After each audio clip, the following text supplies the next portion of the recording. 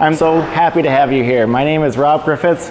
I'm the the Associate Vice President for Distance Education within the Office of Distance Education and E-Learning. And today we're going to be talking about fiscal year 18 goals for distance education. Now the fun part of this is my cord is only that long and we don't seem to have a remote, so I will consistently be walking in front of the screen to change the slides. So get ready for that.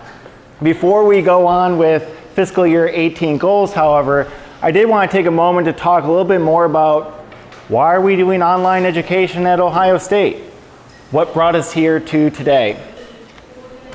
We are really university mission driven. The Office of Distance Education and Distance Education is. We are here to help support large scale institutional initiatives like access and affordability. We pay in-state tuition for all of our online degree programs, regardless of your location, so that's a very affordable way. Plus, we aren't having us pay for room and board and some of the other fees that occur when you are physically on campus. So it's a nice way to be able to access Ohio State experts and be able to access our curriculum at a more affordable cost than a traditional on-ground education is. We also really believe in lifelong education. We talked a lot about cradle to grave education, at least the provost has talked in that way. Early on, we engage with Ohio citizens through programs like 4-H, so children are engaging with the university in that way, all the way through some of the initiatives that our office oversees around Program 60, and be able to help some of our Buckeyes who are later stages be able to come back and get education for free.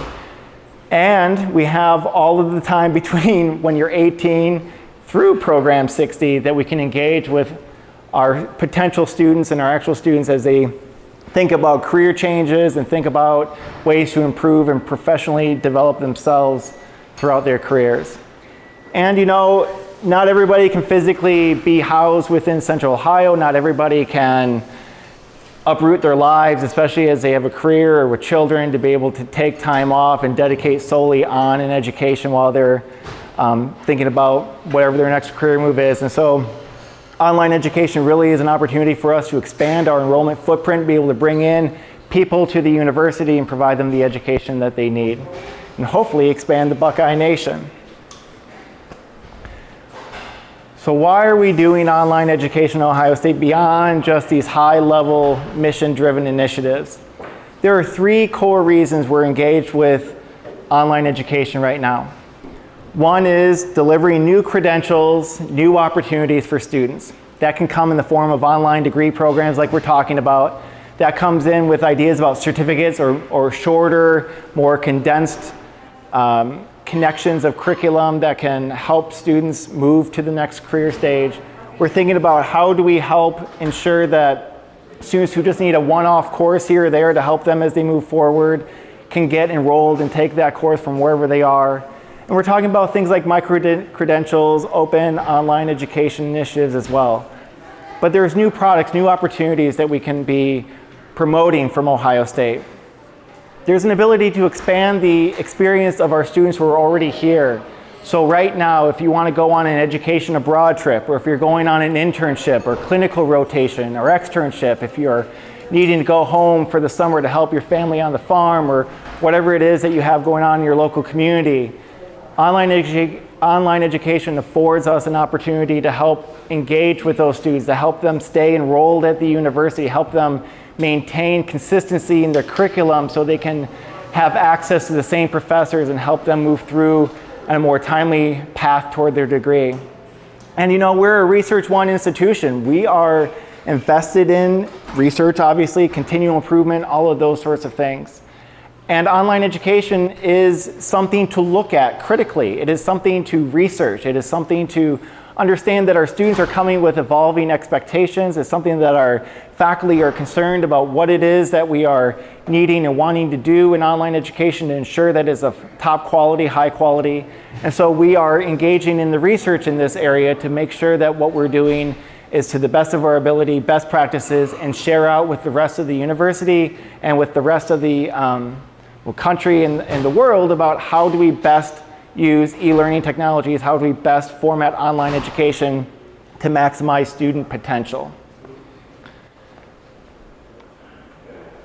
But most of all, we are engaged with online education because it is helping to benefit our students. And what I want to do is introduce you to Randall Morris. Randall Morris is a master's student within our Masters of Plant Health Management program. And Markham recently took a road trip up to Ashtabula, Ohio, and had a chance to spend the day with his family and with Randall himself. And I want you to hear in his words what online education means to him. My name's Randall Morris. I grew up in Willoughby Hills, Ohio. Went to John Carroll University, where I met my wife, Connie. We have 3 children, Max, who's 6, Ella, who's 4, and Maggie, who is 4 weeks. I commissioned into the Army after graduation as a logistics officer. While on active duty, I had the opportunity to deploy twice overseas to Iraq. Farmland has been in my family on my dad's side since the 1860s. My dad grew up here in this house that we're sitting in today. In 2014, the house came up for sale, and my wife and I saw that, and we took the opportunity for me to leave active duty in the Army, purchase this house, and move back to Ohio and put down some roots. So we're restarting the family farm. We raise pastured poultry, chicken and turkey, grass-fed lamb, pastured pork. Always had an interest in agriculture. As I said, I was on active duty for 7.5 years, so I earned the post 9/11 GI Bill. And I wanted to go back to school, use that benefit to learn about agriculture. I've always wanted to go to Ohio State, but now with a family living in Ashtabula, it wasn't really feasible to attend in person. And so the MPHM program made sense to me from that perspective. When Randall told me he was going back to school, I was excited. I think it's great that he's using his GI Bill because it's something he's sacrificed to earn. Really, once I started the classwork, it wasn't very much different from a regular classroom, the way we interacted either through posting online on boards or watching lectures real time, because some of the classes that we take are actual lecture classes, and we just plug in like we're another student in the room at the same time. The ultimate goal with having a master's in plant health management is ideally to better manage my farm here. With Randall in school and both of us working and having 3 kids, it's been pretty busy. I think Randall's pretty good at the big picture thinking ahead to the future and how much of a benefit this will be for us. But in the short term, it's definitely a sacrifice. We work as much as we can fit into 24 hours in the day. It's Ohio, so to have that, to say that I have a degree from Ohio State has always meant a lot to me. I get the chills every time I watch that video. We are certainly impacting students in the work that we're doing, but really they impact us tremendously as well, and that's an amazing story.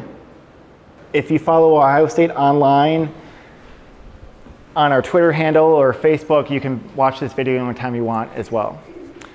So, we're going to transition from some of the reasons why we're doing online education to some of the steps that we've taken to get to now before we go into the fiscal year 18 goals. And I will say that as I go through these slides and we talk about this, feel free to ask questions at any point in time. Happy to answer them. Lucy has threatened some group activities and small group skits, I think, if people aren't asking questions, so I suggest doing that because I would hate to face the wrath of Lucy. So, Office of Distance Education and E-Learning was formed in December of 2012, or essentially January of 2013. So right smack dab in the middle of fiscal year 13. So we're on the ripe old age of about 4.5 years of age at this point. And when we got started, we weren't doing much in terms of a coordinated effort for online programs at the institution. We started off with 0 programs approved for online delivery, and we're approved in 3 states of where we could enroll students: Ohio, Wisconsin, and California. It just happens that those states don't regulate public institutions, so we got grandfathered into 2 other states, which is great. But we weren't really where we needed to be to get to some of those mission-driven and benefits of online education we had just talked about. To today, where we are is we have 19 programs approved for online delivery, completely online, undergraduate, both associates and degree completion, masters, and 1 doctorate of nursing practice program. We have 7 more that are in the approval queue, so we are continually generating more interest and more programs as we move forward. We're approved in every state. For those that have licensure requirements, we're approved in those states where we are enrolling students. We are approved through the Legal Affairs Office and others to have the appropriate language necessary to enroll students from out of the country into our programs. And we've moved very well into our U.S. News and World Report rankings. We're nursing's number 3 in the country. We have Undergraduate, which is really driven by the RN to BSN program, another program in nursing, at number 8. And our engineering program, both Masters of Global Engineering Leadership and the Welding Engineering program, that's sitting at number 18. So we've made great strides so far in just 4.5 years, which is outpacing any of our other colleagues at our Big Ten institutions, which I'm really excited about. We've also seen massive growth in our enrollments in our online programs. Again, I have fiscal year 12 and 13 shaded out because we didn't actually have a more formalized definition and set of expectations about what we're calling online before summer of 2014. So I feel like any numbers before then are a tad suspect, but we've really moved forward since summer 2014 in understanding who our students are, what are our online programs. And as you can see, we've had massive increases year after year, double-digit growth. A little slowdown last year as we had some programs that we thought might be approved in time to enroll students for the fall. Didn't happen that way, but we're now seeing a big, significant jump from fiscal year 17 all the way into the current fiscal year 18, where we're seeing a jump of 200 more students. Already at this point, heading into fall semester, we're 200 students above, and I suspect that that will continue to grow as some programs enroll new students in the spring to keep growing. So we're seeing a huge jump right here at the end, which is great. So why is that happening? That's because of Lucy Ramos, that's because of Chelsea Hagan, that's because of Skylar Fout. We are being really smart in how we are recruiting and finding our students. We're using data to understand where they are. We're understanding what marketing efforts are working well, which ones aren't, scrapping the ones that aren't working well and investing heavily in the ones that are. We're engaging with our colleagues in the academic units who have differing levels of marketing support within their colleges to help educate them and understand what it is that they can do to improve the potential eyes on their programs. We're enhancing our website, and this is all showing in the spike of our inquiries, the number of email requests that we're getting from students, and then the enrollments that we're seeing. Just from fiscal year 16 to fiscal year 17, you can see where the efforts are paying off. This is wonderful, and thank you very much. So, as you may or may not know, Office of Distance Education and E-Learning is partly funded, or a lot funded, by distance education revenue. And so some of these enrollments, not some of them, all of the enrollments are paying a direct impact to what we're able to do within the Office of Distance Education and E-Learning. To date, we've generated about $2.5 million to our office through online program enrollments. The interesting thing about this number is the financial model at the university is interesting. It's a 2-year average. You take the 2-year average of the enrollments and the revenue generated, then you have a 1-year lag of when you get that money, plus then it's an average of the last 2 1-year lags. So what we're seeing in our revenue to date is really a product of some of the fiscal year 13 and fiscal year 14 numbers. So what we're hoping for is we've seen the enrollments increase, that this number will start to grow. But in sum, this is like having a $36 million endowment to ODE at this point so far. Estimated revenue to the institution to date is a little over $11 million, which is like a $162 million endowment.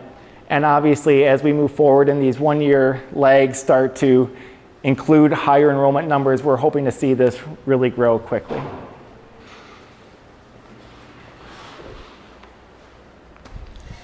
While our office has been focused on growing the number of online programs and the enrollments in online programs, overall activity at the institution around online education has naturally been growing as well.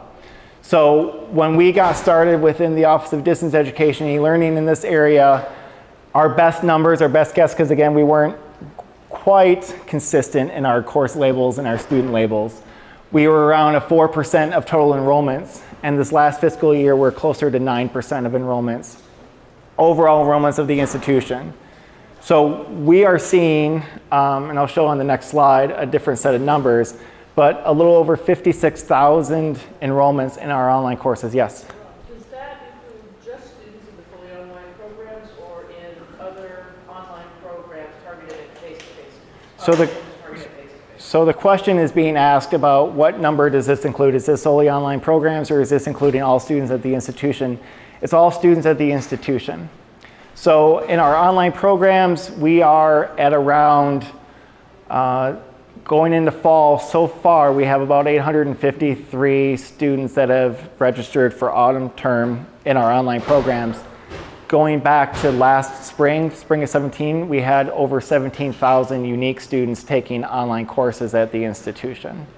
So it's a changing interest, a changing dynamics, and again, that gets back to one of the core reasons of why we're doing online education in terms of the research, is to ensure that of these 17,000 students, of these 56,000 enrollments, how do we know that we're doing well? And we want to be very critical about that, and we want to continually improve the work that we're doing. This is another look at the numbers. This is the undergraduate population. I didn't have a chance to get the graduate numbers in here, but the undergraduate population during spring of 2017, what their experience is like. And we've broken up from those students who are enrolled through Columbus, those who are enrolled through regional campuses, and then those that are experiencing online. And we're nearly a third of our students in the spring term, undergraduate students, participating in an online course. And so again, breaking these numbers up in different ways provide interesting stories to share. But we're finding that not that long ago, we really didn't feel like we were doing online at Ohio State. We didn't feel like online was a part of the strategy of what Ohio State was trying to achieve. Fast forward 5, 6, 7 years, and a third of our undergraduate students in one term are taking online courses. So it's an evolving demographics, and we know as students keep enrolling into the institution, our first year, second year, third year students are going to be demanding more and more of blended and online education opportunities. Before I head into the core of what we were supposed to talk about for fiscal year 18, are there any other questions about where we are to date, how we got here, that I can help answer? Is it skit worthy yet? No, not yet? All right. So I thought about just putting this slide up and talking for an hour, but I thought maybe adding a couple others would be great.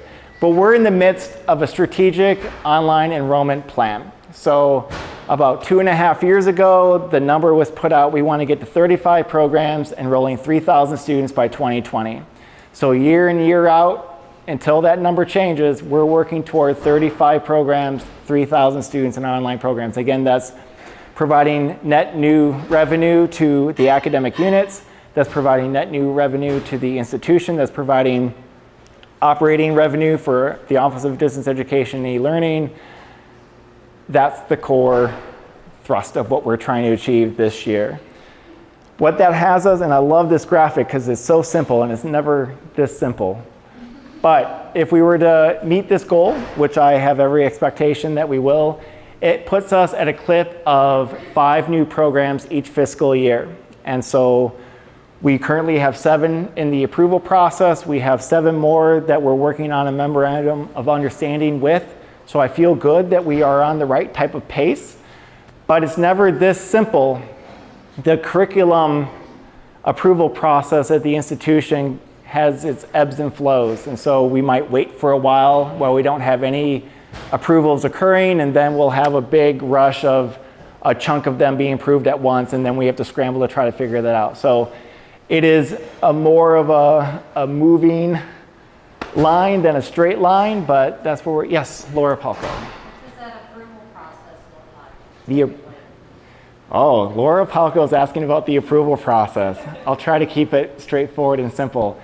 It comes first from a faculty member who has expressed interest in developing an online program. It really is starting at that level. A faculty member has to be motivated, has to find a coalition of other faculty members who are interested in working to develop and design what the online curriculum might be, or if it's a change of delivery process, that they're willing to commit their time and effort to be moving their courses from a face-to-face format to an online format. That's what the change of delivery means. It's just changing from your delivery mode from face-to-face to online.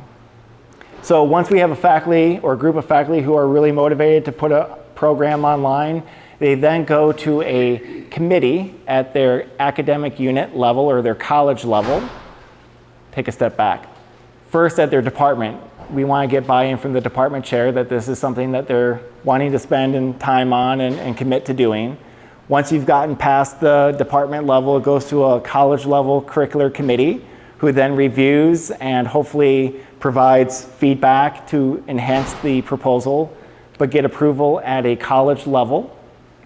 And then if it's a graduate program, it goes to the graduate school. Otherwise, it's an undergraduate program. It goes directly to the Council of Academic Affairs, which is an institutional level approval.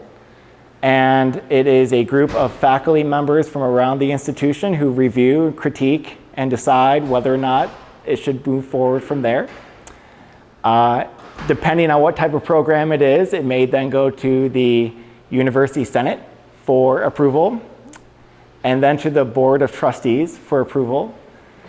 And then it goes to the Ohio Department of Higher Education for approval. And then it goes to the Higher Learning Commission for approval, which is our regional accrediting body. That does not happen quickly. So, so it's helpful to have programs in queue because you want to always have the opportunity to be generating new things. Now, we haven't talked too much about certificates here in this presentation, but certificates, if they're between 12 and 20 credit hours, are basically 4, 5, or 6 courses at 3 credit hours each. Once they are approved at the Council of Academic Affairs, it stops there and we can start to offer them. It's just informing the Ohio Department of Higher Education, the Higher Learning Commission, that we're doing that. But we've had programs last well over a year and some over 2 years in the approval process. And this is an interesting dynamic as you talk about the tensions between student inquiries and corporate partnerships and opportunities that we have to meet the changing expectations of the community and with the workforce and our ability to quickly approve programs to get them to market. It is a constant tension because part of the reputation is the quality of our programs and the substantial effort that it takes to make sure that it's meeting everybody's expectations and it's respected in the marketplace. And you can't do that quickly. So where's that fine line? I think you're always trying to figure out where that line is.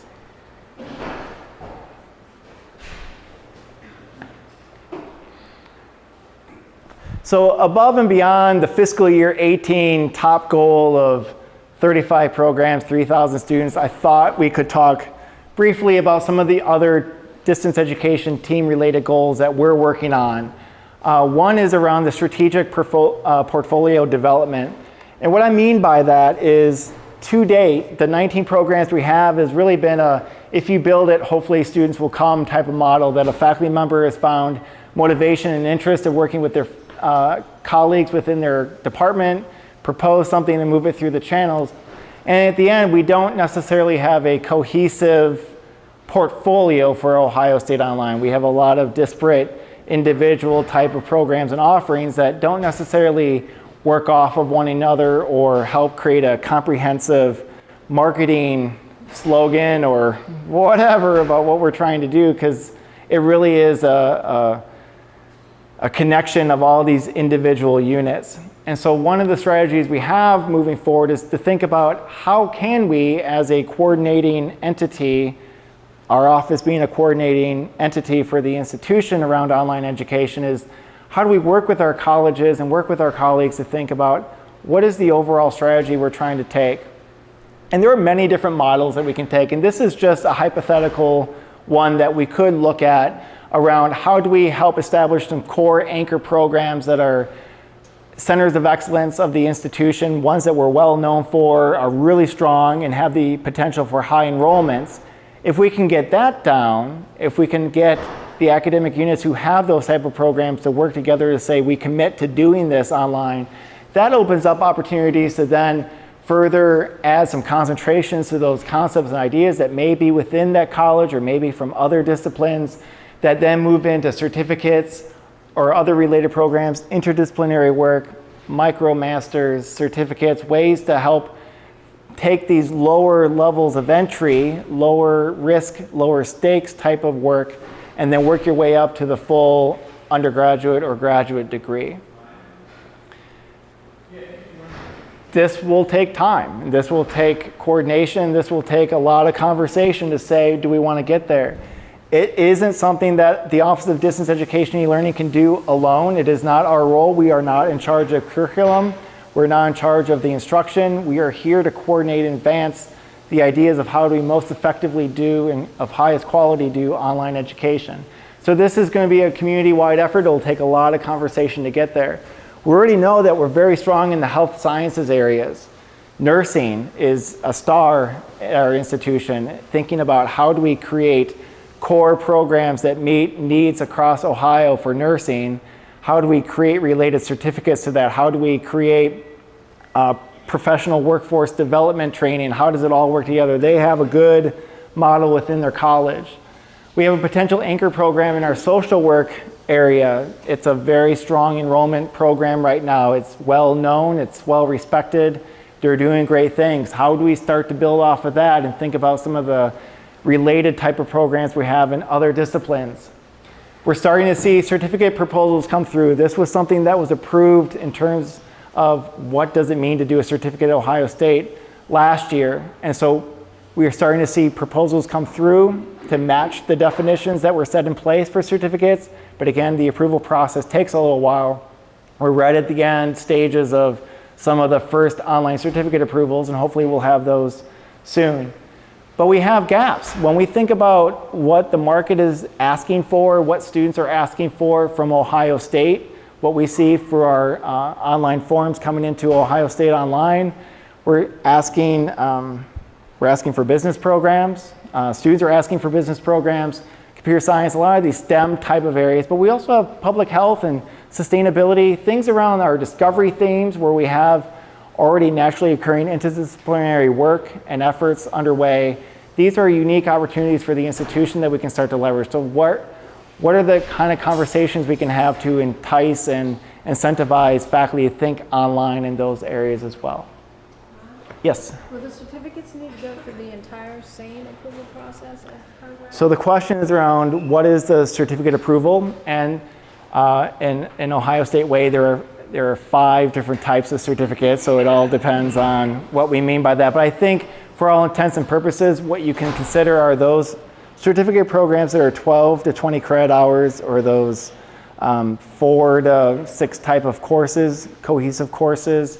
They would go to the Council of Academic Affairs, and then we're approved to offer them from that point forward. Yeah?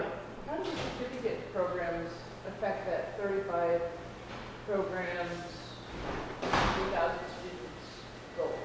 So the question is, how do certificates impact the overall enrollment goals?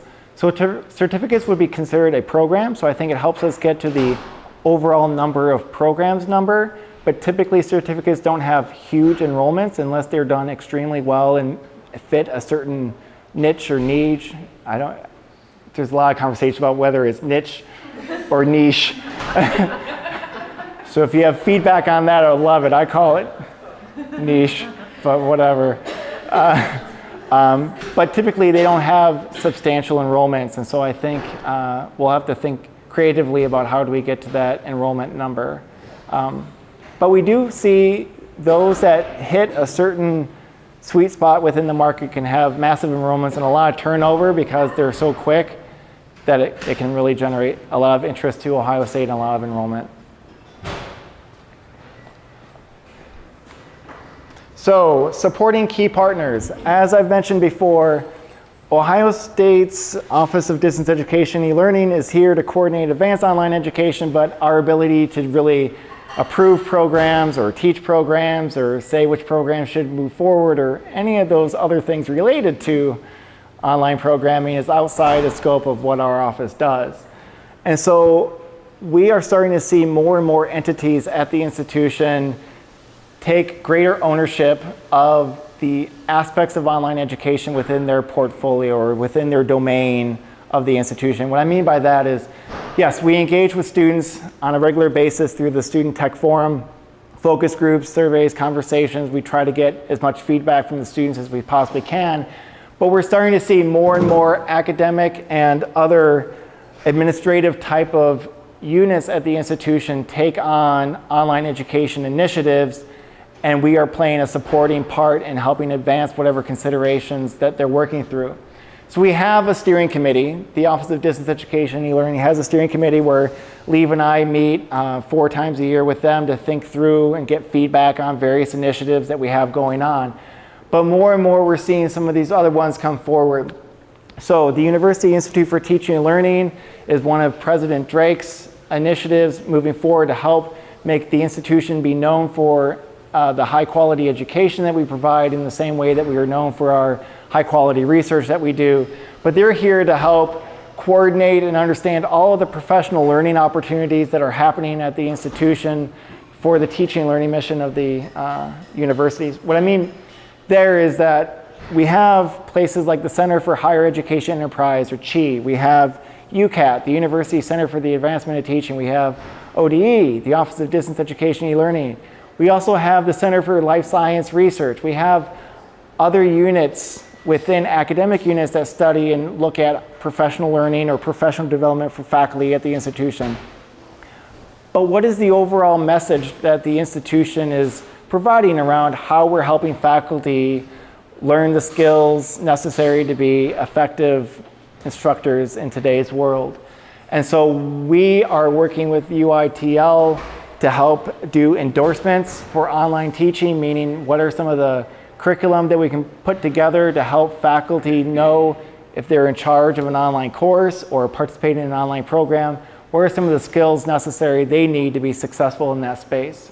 And how do we do that in partnership and coordination with our colleagues at UCAT and other entities around the institution? Council of Academic Affairs, we've mentioned them a couple of times in the curricular approval process. They are the hub of what happens with curriculum at the institution. They approve all centers and institutes, they approve all programs, they approve courses. They are the hub of education here. They're interested in ensuring that we have high quality online education. We're interested in ensuring high quality online education. So they are creating a subcommittee within the Council of Academic Affairs that will then be a part of all of the online proposals that come through there. So what are the ways that we can support them to know what are you looking for in terms of the proposals that deal with online education to ensure that we have a coordinated set of expectations as we move forward. Academic Program Advisory Committee. This is a group of all the curricular deans on Columbus campus, so every college as well as every regional campus. Each regional campus also has a curricular dean that is in charge of that curriculum committee at the academic unit level. So how are we working with them to help them know, as you run your approval committees, what are you looking for in terms of online education? How do we ensure highest quality there as well? And State Authorization Advisory Committee. So Leslie and team, Lisa, Martha have done tremendously well in getting us to a point where we are approved in all the ways that we need to be approved for state authorization. And now we've created an advisory committee that helps us provide feedback to the university community about where some of our risks are, where are some of the efforts that we need to undertake in order to get the appropriate reporting and all the other elements. I'm sure Leslie will talk about that as much as you want to hear about it. But we're incorporating faculty, staff, and students in terms of getting the word out about state authorization as well. So supporting key partners is really extending our reach of the things that we're worried about and leveraging the partners in our community on how do we most effectively do that. We've talked a lot about approval processes. You know, conversations on campus really center around academic integrity at the institution. How do we know what we're doing is effective? How do we know what we're doing is high quality? How do we know who the students are? These are the types of questions that are very critical for us to be able to get better and continue to grow legitimately within the online space, but they're also the questions that hinder the types of innovation and the types of adoption that we're wanting to see in our online courses as well. So what we're really focusing on within our area, one of the core areas that we're focusing on moving forward, is we do have a role in the online course design for online programs. So how do we ensure that we're being effective in that? We're doing research around that. We're participating in conferences. We're talking with colleagues about how do we do that effectively. We are thinking about professional learning for our faculty, for our students, for our advisors, to help create an ecosystem where people are talking the same language and understanding what our expectations are about how do we identify who the student is, how do we have authentic assessments, how do we think about concepts like universal design for learning, how do we think about reducing the cost of textbooks, all those sorts of ideas. And a core one for this year too is around a proctoring solution. So an expectation is that we know who the students are in our courses. How do we know, A, who's enrolled in our courses, and then how do we know who's taking the assessments? And remote proctoring is an important part of that. We want to have a solution in place where when a student is taking an online exam or an online quiz or something that's a little bit more high stakes, we have a way to authenticate them and proctor that experience to ensure that the integrity of that course and of that student's degree is top notch. Questions so far? We also talk about the concept of enhancing the student experience, and this is, in our minds, for this particular goal, is outside of the in-class experience, but this is talking about at an institutional level, what is our online student experience going through the university process? From expressing interest in enrolling in an online course or an online degree, all the way through graduation, we know we are woven into the fabric of the institution. That's one of the first sayings we came out talking about when ODE was created, that we're here to coordinate advance, but registrar's office, whatever it is that you're doing for the on-campus student, you're now doing for online. Advisors, whatever you're doing for on-campus students, you're now doing for online. And we spent several years talking with 130, 140 different student support units around campus saying, hey, if a student didn't actually come on campus and into your office, how would you support them? Some of them said, oh, we already do that, X, Y, and Z ways. Other ones said, oh, I don't know. You say, that's great, we'll come back in a few weeks and let's talk further. But it is different across all of these support units about how much they've engaged and thought critically about how they want to support a student who may not be used to having to be within a specific office hour time frame in a specific location to get service. They're a little bit more accustomed to whatever I need to have or whatever I want to have, I can get at any point at any time. So we're doubling down our efforts in the next year here to better understand that holistic picture of the student experience, understand where our core gaps are, where are some of the centers of excellence that we can celebrate and highlight and communicate to the university community about the wonderful work that they're doing. But in order for us to compete at a national and international stage, we have to be student-centered, we have to be student-focused, and part of that student-centered and student-focused is understanding where are the gripes, where are the issues that they're experiencing as they navigate a very large and complex institution. And I'm hoping that by doing this effort with our online students is a nice microcosm that we can then communicate and share for all of our on-campus students. Here are ways that we can improve the overall experience of our students. And then finally, scaling course development and the review process. Our office was initially charged, again, to grow online programs for Ohio State. 35 programs, 3,000 students with a nice clear goal for us to be able to do that. In the meantime, what we've seen is the number of enrollments, the number of course sections, the number of unique students who are engaging in just online education at the institution has grown tremendously. And now, thankfully, faculty, university leaders, and others are then turning to ODE and saying, how are we going to handle this? How are you going to help all of these other people who are participating in online education at Ohio State be effective and do this extremely well? And that means that we have to really think about scale in a different way than we originally thought we were going to be doing as our organization began. And so part of this is supporting our colleagues within the Council of Academic Affairs and that curricular dean group. But there's also at the individual course level, peer review process. How does a faculty member review or sit in or observe an online course in the way that they do for the in-person courses? Are there policies and expectations around that? How do we help faculty know what to do there? So helping to create a more comprehensive and coordinated approach of, all right, so here are all the ways that the programs and courses are approved. Now here are all the ways that we ensure continual assessment and keep a pulse on the quality of the courses. What is the strategy? How do we communicate to all of the different elements that are involved in that process to know here is what we need to think about, here are the ways that we want to approach this so there's consistency. We're also interested in making our course support for online education ubiquitous. I would love for a regional faculty member to feel as connected and as supported to do online education from our office as a colleague is that's in Mount Hall. So how do we do that? More on demand, more live streaming, a different way of thinking than just in-person workshops. And that's going to be a critical component for us to get the buy-in moving forward, because truth of the matter is a lot of those faculty members teaching those 1,000 some odd course sections didn't come to an in-person workshop for us.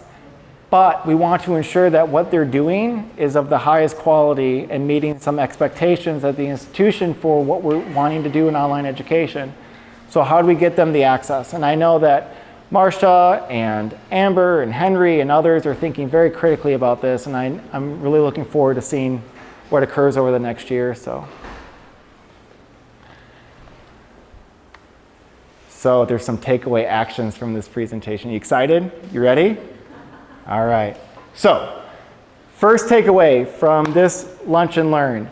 I want you to know and talk about and share and celebrate why we're doing online education. I would throw my arms up in the air in celebration, but I threw a baseball for 2 hours yesterday with my son, and I can't lift my arm past my shoulder.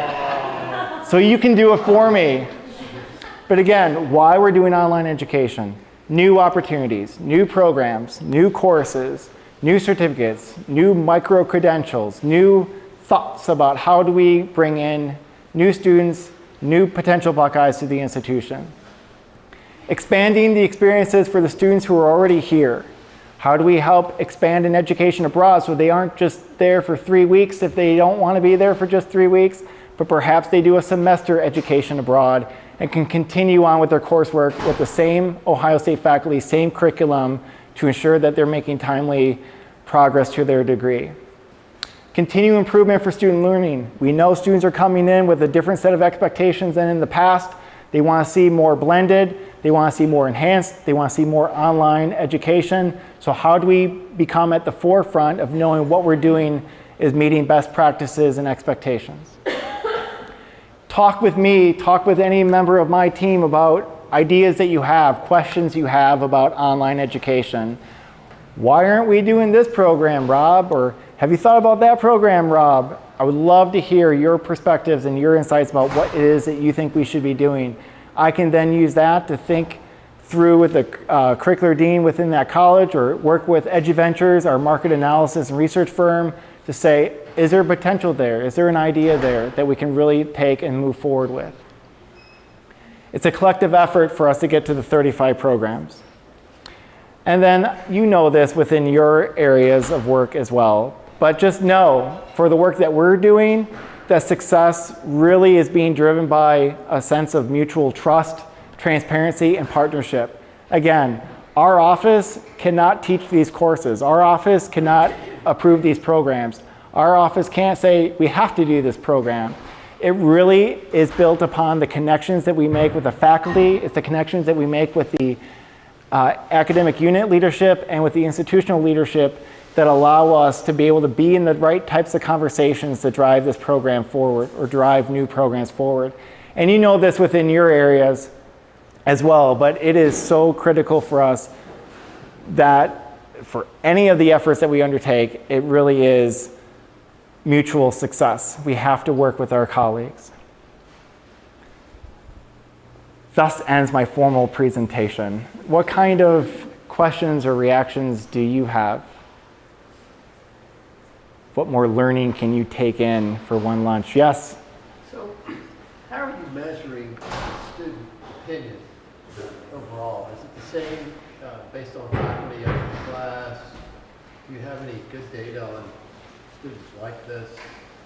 So the question is around how do we measure the student experience or the student reactions, and that happens at multiple levels in multiple ways.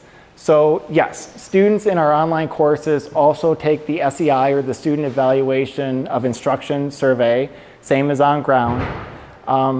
That was is a committee that I was on to help think through what kind of changes might we make to the SEI instrument for online education. Ultimately, with the departure of retirement of Wayne Carlson, that's been postponed for a little while, but we think about that, but all students fill out the SEI regardless. So there's an instructor level evaluation.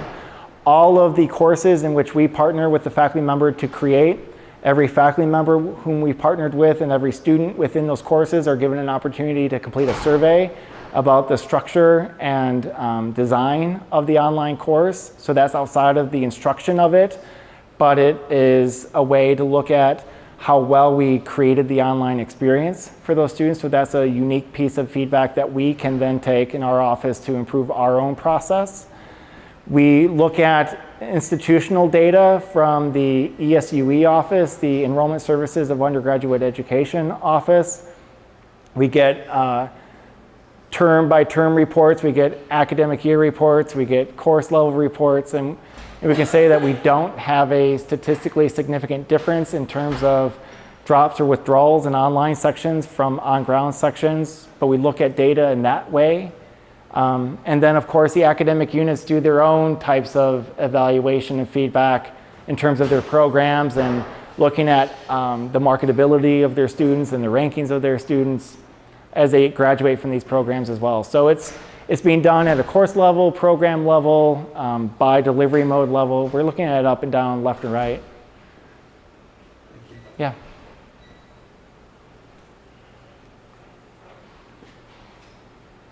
Yes, Valerie. Do you have graduates already? We do have graduates already. Randall Morris was a graduate, right? We think Randall Morris was a graduate. No. Skylar says not yet, but he will be very soon. Yes, we do have graduates of our programs, however. Do they come physical graduation? They are eligible to do so. They are eligible to get student football tickets. They're eligible in many, many ways, which online.osu.edu will spell out for you if you are interested in the full list of opportunities that they have. But yes, they have the ability to come and walk. I'm not sure that many, and I'm just anecdotally saying, I don't think many come for the full-fledged graduation ceremony, but many of the colleges, especially in nursing, have unique specialized ceremonies for their particular program, and they participate in that.